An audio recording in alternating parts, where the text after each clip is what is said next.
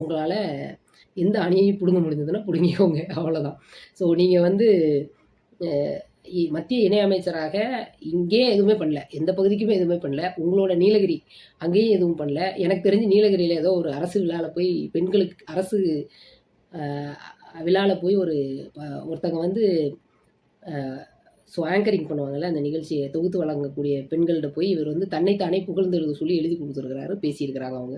இதுதான் நடந்திருக்கே தவிர, இந்த சவார்கர் வந்து தனக்கு தானே வீர சவார்கர்ன்னு போட்டுக்கிட்டாம்ல, அதுதான் இவங்களோட ஐடென்டிட்டியே தவிர, இவங்களுக்குன்னு மக்கள் சேவைன்னு ஏதாவது ஒரு ஐடென்டிட்டி இருந்தா காட்ட சொல்லுங்க. நீங்க வந்து இவரெல்லாம் வந்து தொகுதியில வாக்கு சேகரிக்க வரும்போது, அந்த பகுதி மக்கள் வந்து கேள்வி எழுப்பணும். இதுதான் நேரம், இதுதான் சமயம், இப்பொழுதுதான் கேள்வி கேட்க முடியும். கேள்வி கேளுங்க.